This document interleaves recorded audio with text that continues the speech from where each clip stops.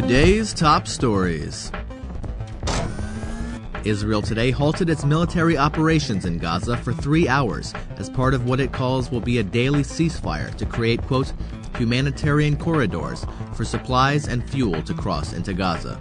Hamas also halted its rocket fire during the daily 3-hour period as pressure mounted on both sides to end the violence that has killed more than 600 Palestinians and 10 Israelis since the 27th of December.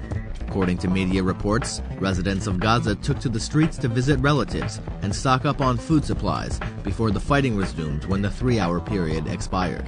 Also today, Israel and Hamas said that they were still studying a French and Egyptian brokered plan for a ceasefire in Gaza, which has received the support of the United Nations and the U.S. The moves came one day after Israel shelled a UN school in the Gaza Strip, killing 42 Palestinians. The UN today rejected Israeli statements that it had fired mortars at the Al-Faqura school when its soldiers came under fire from Hamas militants inside the school. The UN Human Rights Council said today that it would hold a special session on Friday on the situation in the Gaza Strip. The request was made by 29 members of the 47-country body. European Union countries, Canada, and South Korea did not join in the call for the meeting.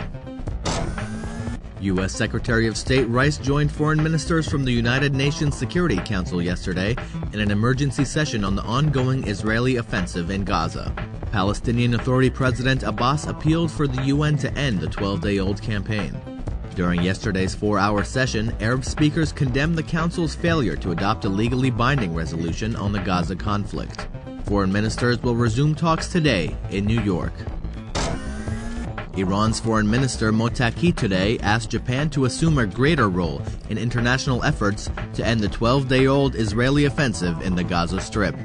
Iran's President Ahmadinejad sent 22 envoys to Europe and Asia to push for an immediate halt to the fighting and to end the blockade of the coastal Palestinian territory. One of the envoys, Saeed Jalili, Secretary of Iran's Supreme National Council, is scheduled to hold talks with Turkey's President and Prime Minister this week. These stories and more at IranVNC.com.